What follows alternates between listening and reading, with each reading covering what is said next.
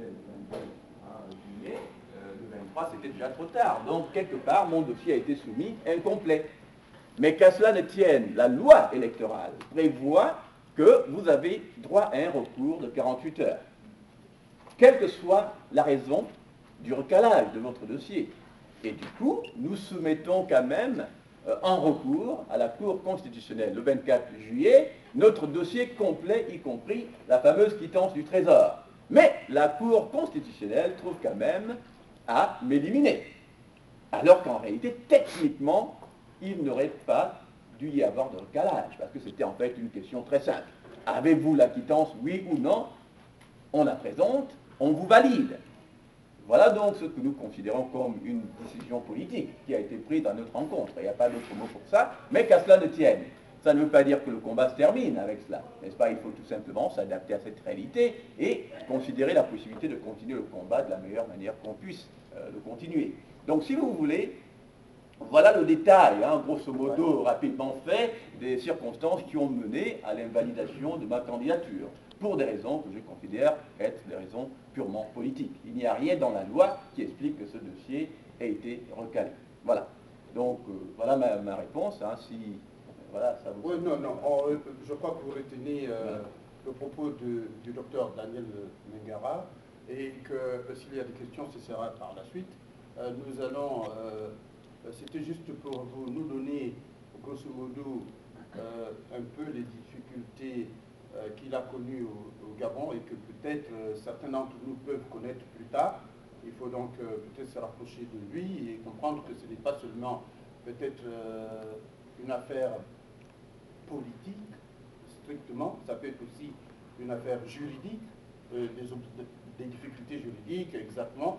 Bon, en tout cas, nous savons qu'il y a certains d'entre nous caressent l'idée de faire de la politique plus tard et peut-être de suivre aussi le chemin qu'a pris le docteur Daniel Mengara, que nous remercions d'ailleurs très fortement pour ces témoignages. Mais avant de continuer, je voudrais simplement vous présenter un peu l'état des lieux de la situation socio-économique du pays.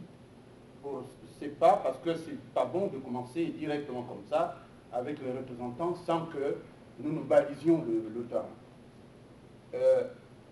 Nous attirons votre attention pour savoir qu'il y a 8 mois exactement, le budget national, le budget du pays, a vu sa copie revue à 3 reprises. La raison est que les recettes financières de l'État n'étaient, semble-t-il, pas conformes aux prévisions. Bon, on dit même que la production totale du pétrole est légèrement au-dessus de 12 millions de tonnes de barils par an aujourd'hui. Et puis d'ailleurs, il y a des experts qui parlent vraiment d'un certain attentisme au Gabon et d'une fin d'année 2009 très difficile, en raison, semble-t-il, selon les experts, de quelques incertitudes politiques dues, vous le savez, à la période de transition. Alors, cependant, rien n'est perdu, ne soyons pas pessimistes, entendu que l'État reste tout de même géré, et puis les affaires courantes sont assurées avec habilité, dit-on, dans le milieu public, par la présidente intérimaire de la République, son Excellence Francine Rogombe. Mais il y a des inconnus. Il y a des inconnus dans la corbeille économique du pays.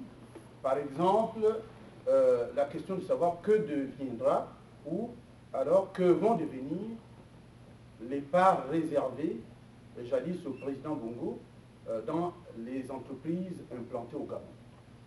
Ça, par exemple, c'est lui qui veut gérer, qui veut suivre l'actualité politique, doit s'intéresser à cela. Vous savez que le président Bongo n'a pas été un fainéant. Il n'a pas mis de l'argent seulement, comme on l'a dit, à Paris, mais qu'il a beaucoup investi sur place au Gabon. Et finalement, moi, en tant que citoyen gabonais, je me préoccuperais, par exemple, de savoir, lui étant parti, où ira cet argent.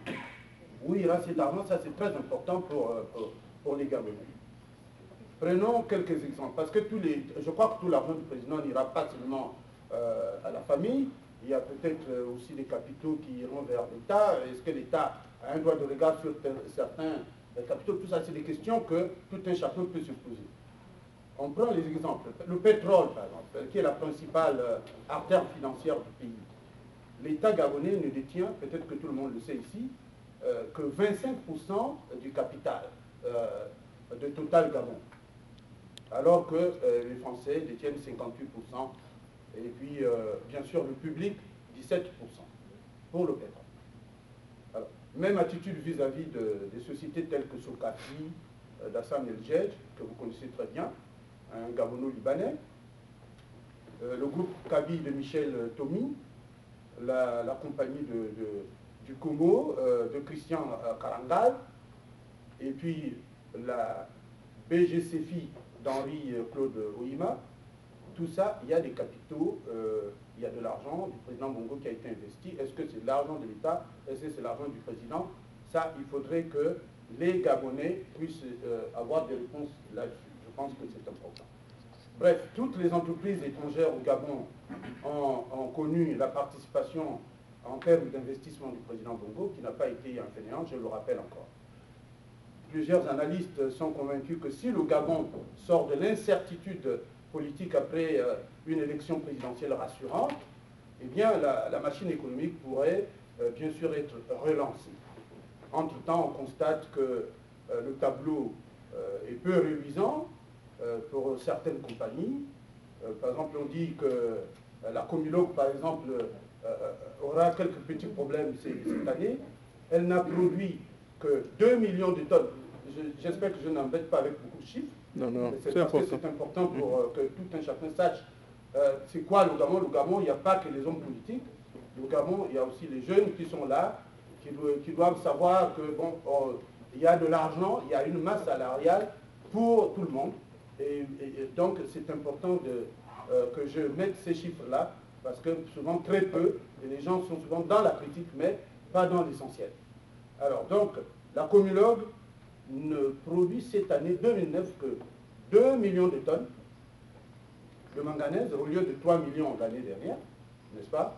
Alors que l'on vante, par ailleurs, au moment où on vante le développement durable et la bonne gestion de l'environnement, l'industrie forestière demeure le deuxième employeur du pays après la fonction publique. Ça veut dire qu'il y a beaucoup d'arbres qui tombent, il y a beaucoup d'arbres qui sont saccagés. Ça, quand on sait que c'est le deuxième employeur après la fonction publique, l'industrie forestière.